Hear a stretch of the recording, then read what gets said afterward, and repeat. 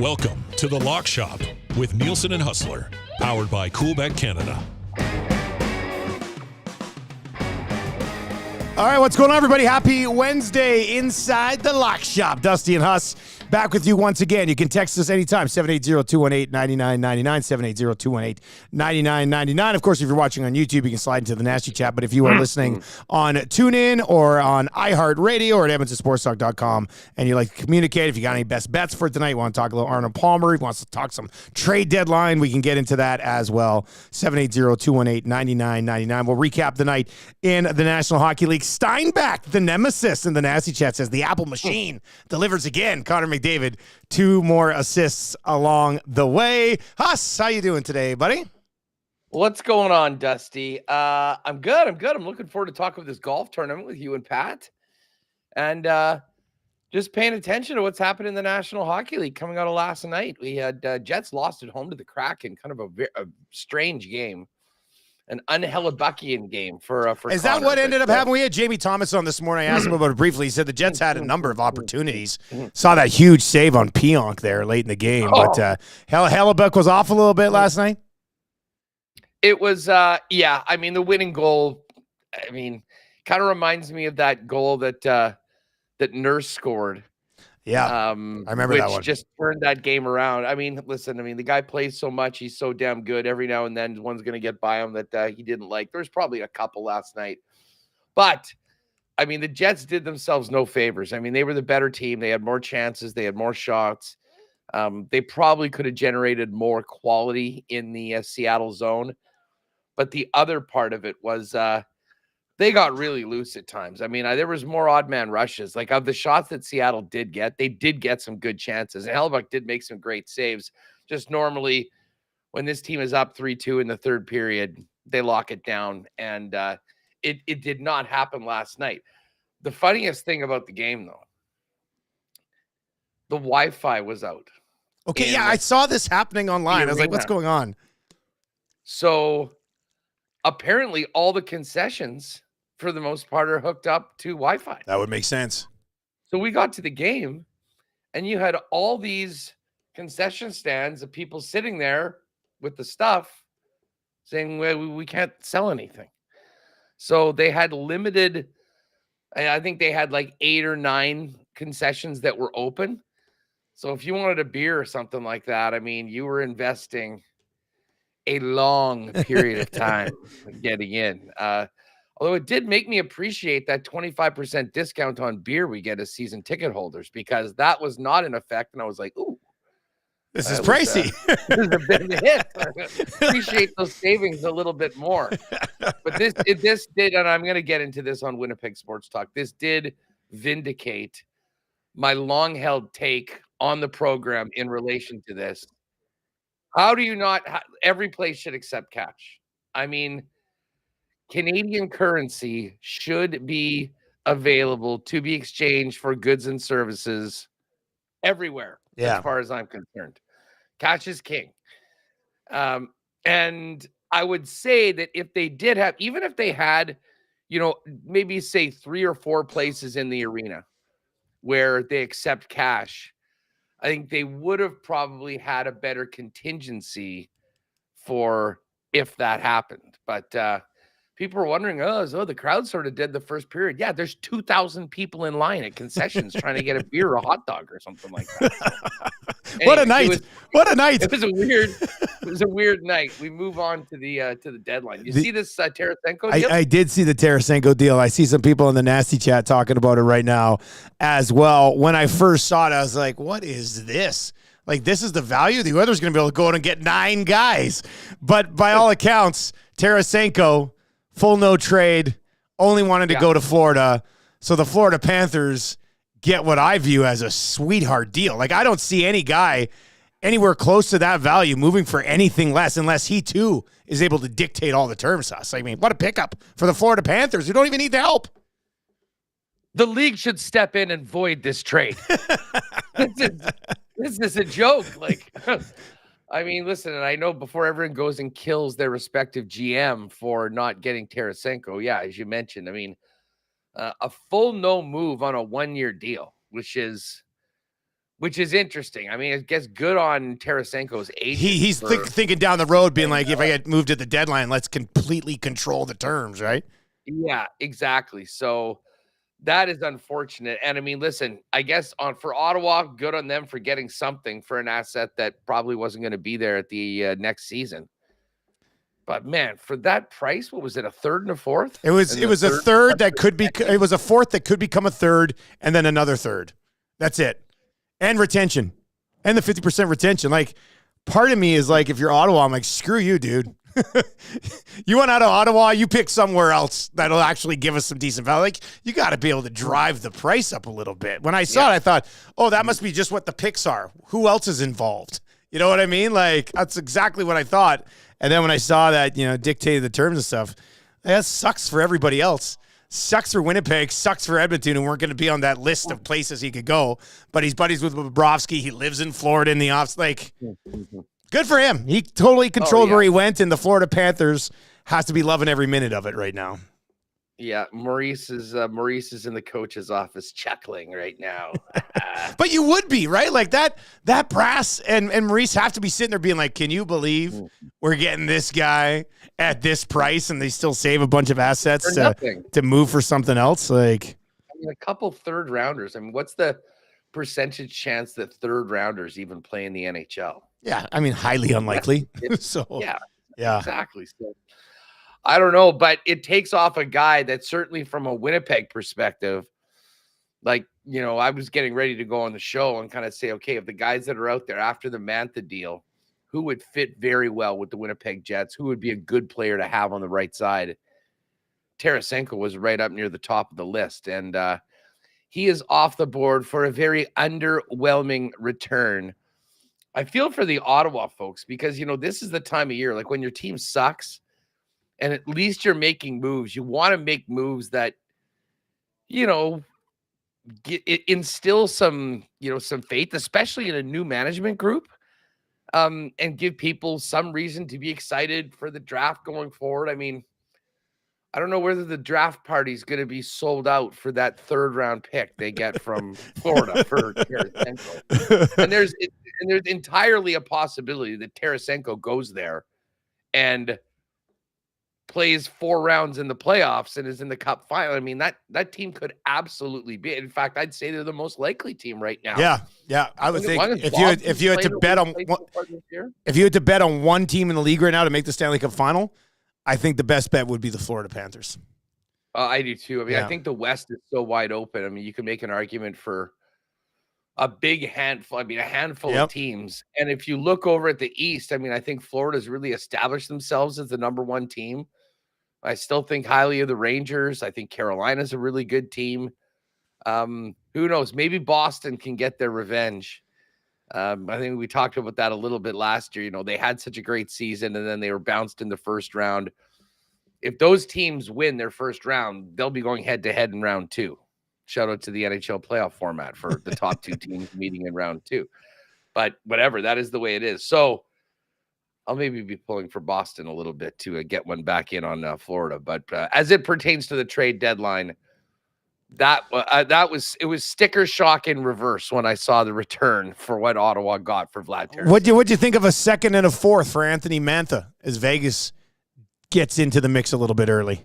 Yeah, I mean, I think that's probably pretty fair. I mean, I didn't think he was going to get a first rounder. So the fact that they got a second rounder and a fourth rounder, it's big for Vegas because, I mean, they get Jack Eichel back. They do have some cap space, I guess, to play with the LTIR. But they miss Mark Stone so badly. There's no one that they're going to get that's going to come in and replace him.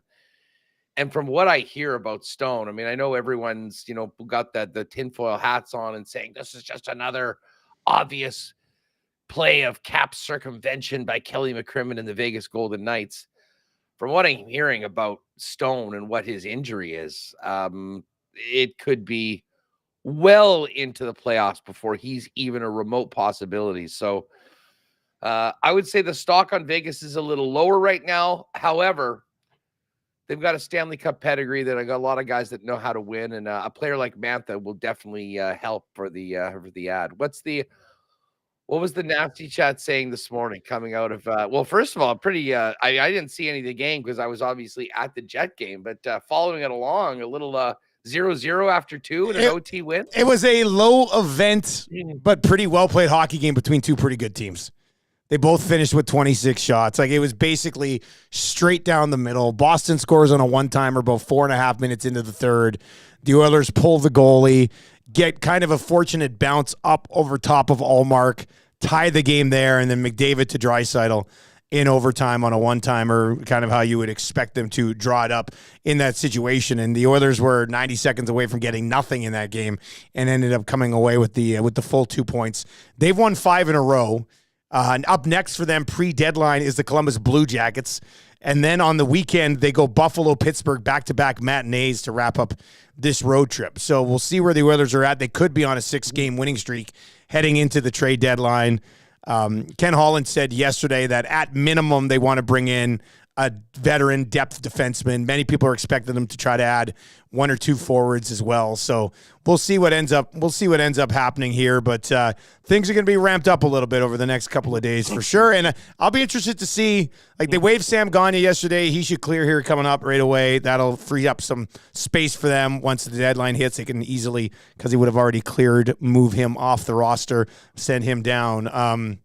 I'll be interested to see if the Oilers have to wait on this until Friday, or if they get involved in things a little bit tomorrow. Like, we always see a deadline week, and James Duthie sits there and just hangs his head as Mantha could have been a good deadline day piece, gone. Tarasenko, gone. I would assume, Huss, am I incorrect to think that there's probably 1 or 2 more decent sized names gone by the time we get to Friday morning, and then Friday morning's quiet for 5 hours, and then it heats up?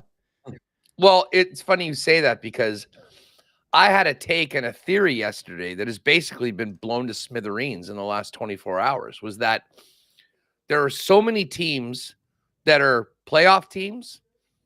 There's basically 16 playoff teams, and there's basically 16 teams that are out. Like, we kind of talked about this. It's highly unlikely that that changes at all. So I really thought that because of that, there would be more sellers. It would be a bit more of a buyer's market. And I think the teams could probably wait until closer to the deadline to try to get some of these prices down. But frankly, when you see what Mantha went, and even more so what Tarasenko went, although that's a unique situation, it seems like the sellers are saying, okay, well, I guess this is what we're getting. And they're just doing it. I didn't see that happening, but it has been, it's no different than most other trade deadline weeks. You do see some teams sort of jump ahead of the queue and make their move earlier. I just figured if they were going to do that, the sellers would maybe be getting a little bit better of a return than we've seen so far with the 2 players in question. Just sticking with the National Hockey League last night, the Nashville Predators, you're killing us.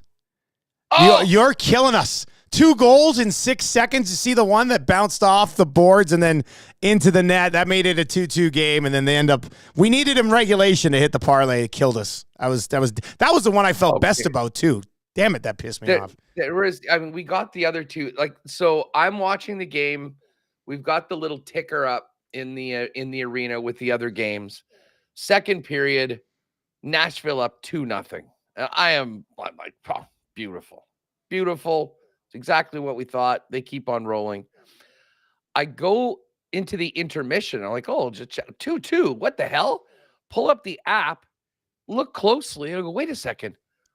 That's 2 goals in 6 seconds. What the hell happened? And then at the end of the game, I check it. Okay, great. Nashville's gone back up. There's whatever. It's later on in the third period. They're up 3-2. At least we're looking good for the partner parlay. Leave the game, check again, and Montreal's won in overtime. There was a lot of pain last night. There was a lot of pain in many, many ways. The end of the Jets game, everything that happened before, and then to get that partner parlay. And I also had a little sprinkle on them on the puck line as well, considering they'd covered 8 straight. And we're up 2-0. Nice trend, Rod Z. Nice trend. Hey. Hey, I don't regret it, but that was that really, really sucked. It's been a tough week so far. Hopefully, we're saving up our luck for some big winners. Well, we missed at the Arnold EST. Palmer. We missed the EST last night, Huss, by a Nuge assist. And Nuge had a great back check on an empty net. It would have been 2-0 Boston. Managed to get back, save the play on the empty net. And their 2 goals last night, McDavid and Bouchard with the assists on Draisaitl goals. We had McDavid 2 points. We had Bouchard point. We had a Nuge point, and then the Oilers to win. And a Ryan Nugent-Hopkins assist ended up screwing us over there too. So tougher to do on a game when they only score 2 goals. I mean, it's nice to get a win when you just score 2 goals, but quick note here. Quick note. Pierre LeBrun, just mentioning here a minute ago, hearing that trade talks are heating up between Edmonton and Anaheim on Adam Henrique. So let's see where that goes. That's in from Pierre LeBrun. I know there's some other members of the Anaheim Ducks that have been linked to the Edmonton Oilers as well. And we'll see what happens with Adam Henrique. Sam Carrick's another name that has been tossed about here in Edmonton when it comes to the Anaheim Ducks. Could there be another roster player going back the other way in a possible deal like that for the Edmonton Oilers? Something to keep tabs on. But apparently something's heating up there. I memean, Henrique makes $5.8 million. Like, isn't that necessary to get a guy like that? Either player goes back. It depends if Carrick's coming too. If it was just Henrique and Anaheim retained 50, Oilers could actually do that deal. Okay. So that's the max. Like, that would be the limit. That would be all of it. So you would think that there'd probably be a roster player going back the other way just so they can keep some of that cap, small flexibility for a defenseman that they said they want to try to get their hands on. So Henrique, yeah. You know what? Henrique is a real interesting player. We've kicked tires on him on WST as well. You know, he's had a very long career. He's a productive player. Went to the Cup final as a rookie. And since then, over 10 years ago, he's only played 4 playoff games. So I look at guys like him, a guy like Matt Dumba, who's had a brutal season. But, you know, when that guy gets moved and he goes into a spot on a playoff team, knowing that he's also playing for a contract next year, I think you're going to have a really highly motivated player. Not that you wouldn't anyways come Stanley Cup playoff time. But I think there's a possibility of a few of those guys, the rentals that are on shorter deals or know that they've maybe got one more chance to ink a deal. I mean, you can erase a miserable regular season in people's minds very quickly with a good few weeks in the Stanley Cup playoffs. So we'll pay attention to that throughout the afternoon and see if Adam Henrique ends up on the way to Edmonton. Something to keep tabs on. I don't know much about Sam Carrick, to be honest with you. Yeah, I mean, they're just looking for guys in the bottom 6. So we'll see what ends up happening on that front as well. We'll keep tabs on this as we work our way through the rest of the lock shop today and into the oil stream, which is coming up here at noon today. Let's bring in Pat Gregoire. Let's talk some. Actually, I want to talk hockey with P. Greggy first. So let's bring in Pat Gregoire here today. Toronto and Buffalo. Hey. Toronto and Buffalo tonight. P. Greggy, are you expecting some fireworks out there or what? I made it I made the over our Coolbet hotline of the day today on a light night in the National Hockey League. What say you? You're muted. You are muted. Am I muted? Am I still muted? Oh, you're good now. No, you're good now. You're back. All right. Rod Z is going to have to look up the trends because I don't have them in front of me, but it seems like every time these two teams meet, both teams fill the net, or it's like a huge complete blowout. One team, again, I think it was the last game was the Sabres really, beat the wheels off the Leafs in Buffalo. 9-2, wasn't it? Yeah, it was a 9-2 shellacking. So Toronto coming off a pretty disappointing performance to the Boston Bruins after looking like they kind of turned the tide. So a big bounce back spot. But the way they've been defending as of late, I would not really feel too great laying that -180 or going on the puck line with the Leafs. So over 6.5 minus 106. I think I really like that play of the day for you, Dusty. All right, enough hockey. Let's get to let's get to the golf. I will monitor the situation here for Edmonton Sports Talk on. Well, actually, Pat, what do you think? What do you think about the deadline here? Any hot takes leading into the NHL trade deadline? Maple Leafs. We've been talking about the Jets. Obviously, want to maybe add somebody still. The Oilers clearly want to add at least 2, possibly 3 bodies. What's left in Toronto after the Lyubushkin acquisition? Well, I know there was a lot of chatter about them going out and get Bush again. I really like that move for the Leafs. He's a big body. He's clearly they need help on their back end. He's not enough. They need to go out and not just get a depth piece. It'd be nice if they could get a top 4 pick. TJ Brody's been a little bit of a disappointing season. Morgan Riley, don't get me wrong, had a phenomenal playoff, but when it comes to the Toronto Maple Leafs and having a shutdown guy, it's just not quite there. I know the ask for picking up a shutdown guy at this point of the year is going to be high, but they need something. So I wouldn't be surprised if the Leafs, Brad Treliving goes out and gets another top 4 defenseman. Doesn't need to be a number 1, number 2. Even a nice solid 3-4 would be good. And I wouldn't be surprised with another depth piece on forward to kind of round out that bottom 6. But at the end of the day, we've said it so many times, it doesn't matter what they do, what they bring in the postseason, their best guys have to be the best. So when it comes to the forward group, I'd be fine with going with this lineup that they have in the postseason. It's just the defense that really leaves some cause for concern. I don't know. There's been some talk about goaltending. I don't think goaltending's been the issue. It's just healthy goaltending has been something to be desired here in Toronto. But Joseph Woll, when healthy, looks like he's a guy that you could go on a deep playoff run with. Nielson, Huss, and Pat Gregoire with you on a Wednesday. You know what that means here inside the Lock Shop. It is time to set up the Arnold Palmer Invitational. P. Greggy, I have a feeling. I think I know who one of your guys are going to be, but give us a list, Pat. Give us your top 3. And obviously, with the way that this season is going, we kind of got to throw some darts here as well, because this has been insane. We were talking about it yesterday in the Lock Shop. The level of guys who've been winning so far this season is a bit unfathomable compared to what we've seen in the past.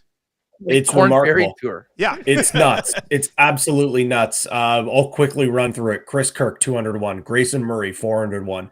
Nick Dunlap, 301. Matthew Pavon, 125-1. Wyndham Clark, 60-1. That's the biggest name by far. Nick Taylor, obviously, we know him, 125-1. Hideki, okay, maybe the bigger name there, but still 80-1. Yeah. Jake Knapp, 40-1. And Austin Eck-Goat, 101. I don't think his name is the sexy name right now, but this is a guy that I think he's going to be around on the tour for a very long time. But that being said, the stars of the PGA Tour on the side of a milk carton right now, because they are nowhere to be found. But I think we finally bucked the trend here, fellas. I think we do. I think this is a venue that is iconic. It's Bay Hill. It's Arnold Palmer Invitational. This is a really, really challenging golf course, and it rewards guys who can hit it long and straight off the tees, ball striking. And you can kind of see that theme with my card. I'll start things off. Vic Hovland, 18-1. And who better than Vic Hovland to, buck that trend of long shots winning. He was the hottest golfer to end the 2023 season. And he's a guy that kind of rises to the occasion when it comes to these big events, but also the tough courses. And Bay Hill is regarded to be one of the hardest courses on tour. Well, he won at Muirfield last year. He won at Olympia Fields, and then had a runner-up at Oak Hill. Those 3 courses there are very comparable when it comes to degree of difficulty. He's got some good vibes here at the API as well. Back-to-back top 10 finishes, including a runner-up in 2021. We know how elite he is off the tee. His ball striking superb, but on the Florida swing, especially here, putting, very important as well. He's been outstanding over those 2 starts, gaining 9 strokes with his flat stick. So Vic Hovland at 18-1. I absolutely love it. I'll go with his buddy, his Scandinavian partner for the Ryder Cup. And I think this might be the guy that you're hinting to, Dusty. Here he comes. Ludwig Åberg. Åberg, yes. I left him for a bit, but I'm back, and Aubert season is back indeed, and I don't think it could come at a better time, fellas. He wasn't born when Dick Wilson designed Bay Hill, but this is perfectly executed for his game, for the big Swede. He matches the ball long off the tee, straight off the tee, which you need. You need it here at Bay Hill. So Ludwig, we're getting at 20-1. I like the number. I would have even bet it even as low as 18, 15-1. I think he could get his first win on tour right here. Sticking with the theme of guys trying to find their first win, Tommy Fleetwood, 28-1. And no, I'm not betting Tommy because anytime he's in the field, I'm betting him. I actually like this spot for him. He's been okay, solid to start the 2024 season. He's got a win, not on the tour. I know DP World Tour. He won the Dubai Invitational. And then last time we saw him out at the Genesis, he finished within the top 10. He also has pretty solid course history here. Finished in this inside the top 10 3 times in his 5 starts at Bay Hill, including a T3 finish in 2019. The other one, another guy looking for their first tour win, Cam Young. If you think Ludwig Aberg is the best player to fit this course, well, Cam Young's not far behind. He absolutely mashes the ball off the tee. He's a fairway finder. And again, that works so well. It's crazy, though, when you talk about Cam Young and the fact that he has not won on tour yet. He has 6 runner-up finishes, 2 third-place finishes, and this one's pretty crazy, too, has made the cut 44 of 57 events of his PGA career. The guy is just so unbelievably due, and he's starting to play really good golf this season. Over his last 5 starts, Young has 1 top 5 finish and 2 top 10 finishes, including that T4 finish at the Cognizant Classic. And then at the Genesis, I believe he was T16 and then T8 in the Phoenix Open. So you look at the field, very similar field in both those events. I believe both of them are designated events. So finished T10 in 2003 or last year in 2023, and then T13 in 2022. So he's been inside the top 13 in his 2 only starts at Bay Hill. So I don't have a long bomb, to be honest, fellas. If I did, maybe I'll quickly take a look while you guys run through who I'd want for my long bomb. But I think the trend here ends here, boys. There's a lot of stars in this field, and I think it's going to be a big name that ends up winning here at Bay Hill. All right, if you are listening online at edmontonsportstalk.com, it looks like Adam Henrique has been traded to the Edmonton Oilers. So we're going to have Oil Stream coming up here. We might even get to it a little bit earlier than usual because, as you said, you have to leave in about 15 minutes anyway, right? So it looks like the Oilers could possibly be getting Henrique and Carrick. Drager says Henrique is done for sure. Saravalli's saying it's Henrique and Carrick, 13 brokers. So Oil Stream coming up not shortly, not too far off here. Huss, give me your picks. All right. Well, let me echo P. Greggy's right out of the gate with our guy Vic Hovland, 18-1. I've seen him at other books, 16, 14. So we're getting a really nice number at Coolbet as well. Actually, I'll say that about the other guy that I'm picking as well. Vic was 10th here last year. He is, such a supreme talent. He can go toe-to-toe with the top players in the world. And there's not many other guys that we can say, I picked Vic Hovland, but Rory's on fire, or Scotty Scheffler's. They just haven't seemed to be anywhere close to midseason form right now.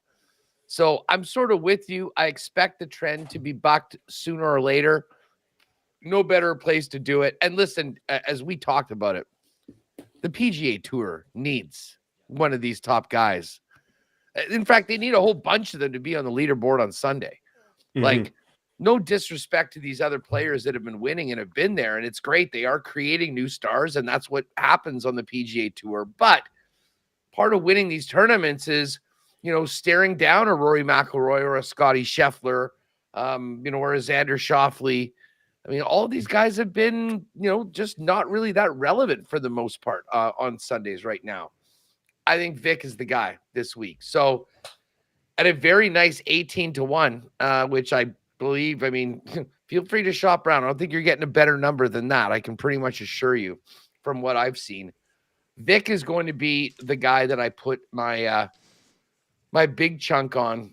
And I'm also going to lay a bet down on my guy, Jay Day. Jason Day, former winner of this tournament. He has consistently contended here. It is a home game for Jason. I know we all know that he's an Aussie, but he married a girl from Ohio. He and his kids live around the area. He loves this tournament. I mean, outside of a major, this, I think, is the most important tournament to Jason Day. And really, Pat, I mean, over the last year or so, I think we've seen a bit of a renaissance of Jason Day, moving past some of the injuries that haunted him before. And I was looking at him earlier, 33-1, and I mean, he's at 40 on Coolbet. So I'm hammering Jason Day at 40. So those are my two picks sort of the favorites. And, you know, I wanted to throw in, you know, we just talked about how many guys have been, you know, coming from relative obscurity to win. I mean, with this field, I'm not looking at the hundreds or the 125s, but I am throwing down at 66-1 on Jake Knapp. This guy is playing as well as anybody right now. He won 2 weeks ago. He was tied for 4th last week. If you watch him play, he has big league game.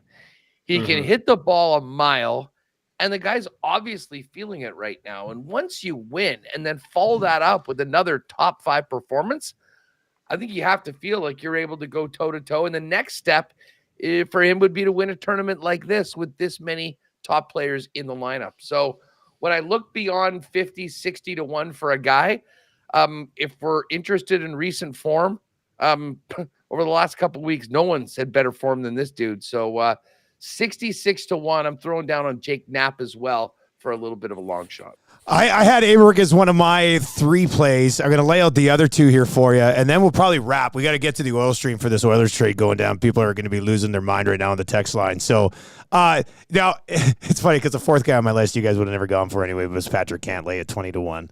But we'll skip over Cantlay. I'm just going to say if he wins this, I'll be really pissed. Did you consider Patty or what? Huss is always thumbs down on Cantlay. He's the worst. Blind resume, I would be all in on it, but as soon as I see, like, he fits this course pretty well. Yeah, this is but as soon as you see it's Cantlay, you're like, no, not going to happen. Not going to happen. Sam Burns, 25-1, 4 straight top 10s rolling into this thing. He's been one of the hottest players on the tour so far this season, and his putting has come around here. The last 5 winners averaging 12 in putts gained. He comes in 14th right now in strokes gained putting and finished 8th last season. And then Willie Zalatoris, last 2 events. We know he's working his way back. We get it. But the last 2 times he's been out, what was it, T13 and T2. So he's certainly been trending in the right direction. He's 3 for 3 at Bay Hill with a T10 in 2021 as well. And then just from a long shot perspective, boys, what's Pavon, the French guy?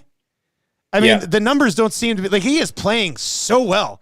And we're still getting him at really good numbers. He's 2nd in strokes gained approach and 2nd in strokes gained putting, 13th in bogey avoidance, and 30th in scrambling so far. Like, I feel like is he the player of the year on tour right now? Like, if you had to give the award away right now, is he the PGA Tour? If you gave it away right now, he'd probably win it, wouldn't he, Patty? He'd have to. Yeah, I mean, you talked to us about the hottest golfer in golf right now being Knapp. I think it's Matthew Pavon. Like, he's already got a win, 3 top 10 finishes, like you said, Dusty. I'd be curious though to know, and I don't have it in front of me, what his numbers are in terms of how far he drives the ball and how often he finds the fairway, because I think that is so integral to this course. But man, why not? With that number, you'd be crazy not to at least think about sprinkling on him. My long shot, I said I was looking down the board. I like those 2 that you laid out. But EVR, Van Rooyen, he'd be another guy I would certainly consider. 80-1. He's been playing really well lately. Seems like a pretty good course match here as well. Excellent. All right, boys, we got to roll over to oil stream with this trade breaking here on the Edmonton Oilers. 2 days. Emergency extended oil stream coming up. Those are the golf picks. Go ahead, Patty. We'll quickly. So we'll try to put together an exclusive for this. We'll talk in the group chat. The exclusives are already up, though. There's a ton for this tournament. My Greggy's golf specials up there. Aberg, Burns, Young, and Hovland all to finish in the top 20. That's 11-1. I was going to say, what's the number on that with 4 guys? Yeah, 11-1. I like that. 11-1. So a little bit of a longer shot there, but I think we all were at least a touch on those there. So we'll put an exclusive together. But one more thing before we do get going, I know we got to get the oil stream humming. I forgot my most important trend or stat when it came to Cam Young. Cam Young, Wake Forest alumni. Do you guys know Arnold Palmer, his alma mater? Wake Forest. Go Demon Deacons. It is fitting. You know, the PGA is all about the storylines. They'll be talking about that all week long when he's in contention. All right. Well, Tim, we'll catch up tomorrow, boys. See you, there you go. Oil stream's coming up here right away. Stick around. If you're watching on YouTube, autoplay will take you right on over to the oil stream coming up here. We'll get more on the Oilers getting busy here prior to the deadline.